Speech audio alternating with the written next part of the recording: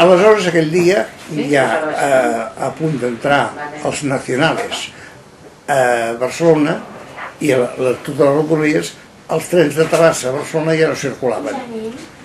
Per tant, vam haver de fer el camí a peu.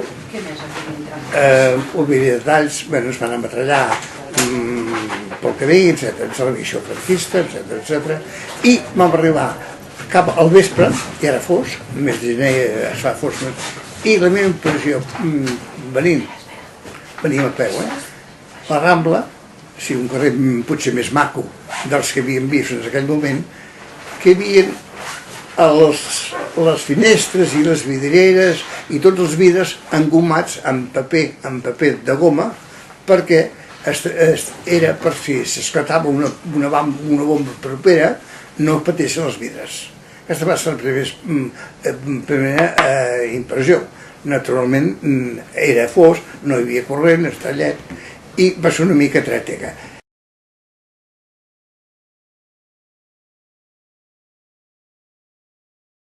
Quasi que diria que sense Rambla no existiria la vida al Poble Nou.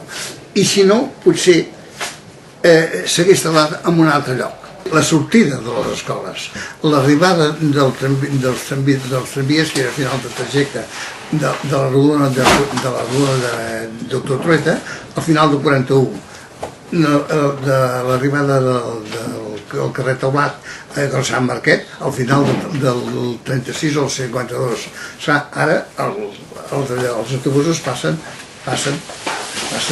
és un Poble Nou, és una parada més, no és al final, a la Resolera. Llavors els primers autobusos també tenien al final, a l'inici i al final del Poble Nou. Això configurava una animació. Vaig també parlar de les entrades de les fàbriques, els horaris, de les sortides dels cines. Per exemple, l'última sessió dels cines, hi havia durant uns minuts quan sortia d'un cine a l'altre, etc. Tothom de pressa, perquè l'endemà havia de treballar i llevar-se d'hora. Inclús hem parlat de festa major.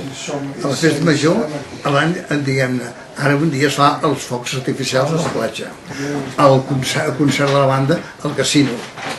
Abans es feia la Rambla, el concert de la Rodona, els focs artificials es feien al carrer Pallars, que el carrer Pallars quedava tallat, i queda un mar fabulós, diguem-ne, de la Rambla fins a una fàbrica, doncs es feien els focs artificials al carrer Pallars, i no molestava per res per la circulació. El concert de la banda municipal, a la Rodona de la Rambla, un concert, no recordo, de Manajera, un altre concert, a la Rodona, a sardanes, a la Rodona, tot el que té una mica de vida es fa a la Rambla. No és el carrer més ample, ni molt més, perquè és un carrer més de l'Eixample, però sí que té un passeig central que és més acollidor.